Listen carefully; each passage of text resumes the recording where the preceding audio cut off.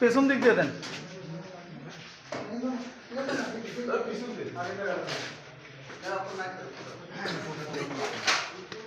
Support এখানে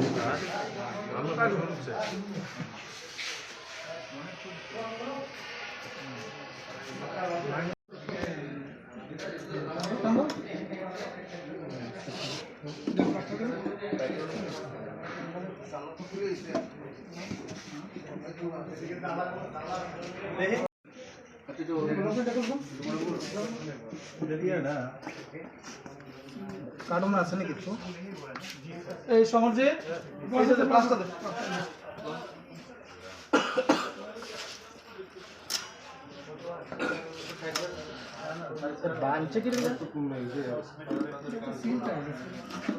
মিনটা তো নিজের থেকে খুলতো না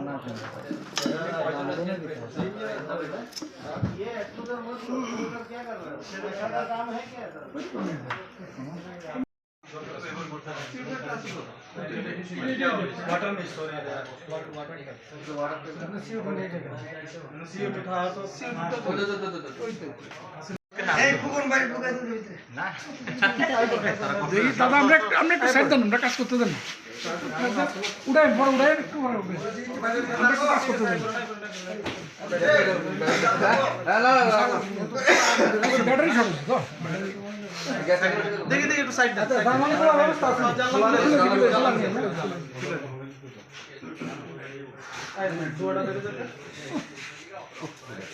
ব্যাটারিটা আস্তে আস্তে করে ব্যাটারি তিনটা এমসিসি বন্ধ করো,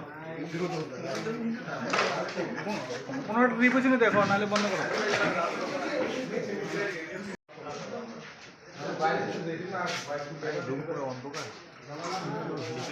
বাইরে দেখছো নি বাইরে ব্যাটারি আনে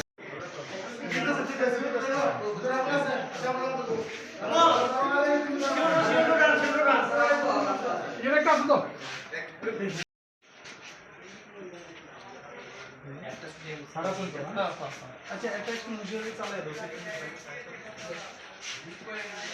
সম্বলপুর পদ্ধতি সবাইছো নি এসে বল সব অফ আছে ধোঁয়াটা বেরিয়ে যায়। সমল রাখ রাখ ঠিক আছে হ্যাঁ ঠিক আছে লাগবে না রাখ এটা তো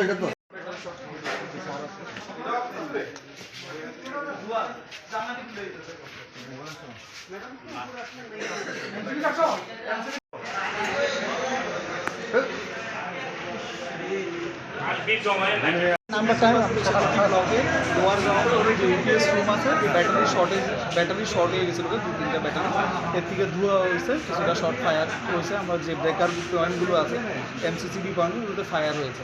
তো ধোঁয়া শেষ হওয়ার পরে আমরা দেখছি লাইন আমরা তুলে দেবো উইদিন 5 to 10 মিনিটস।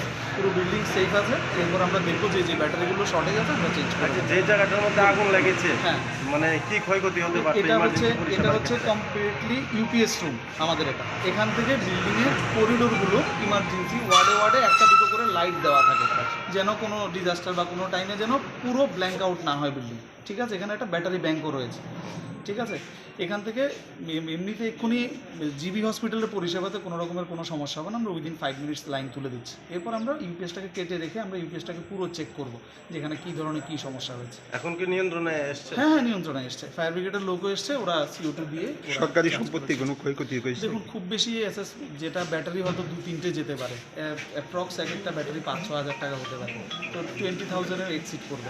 তবু আমরা পুরোটা দেখার পরেই সবটা। এই রুমটা কিসের? UPS room.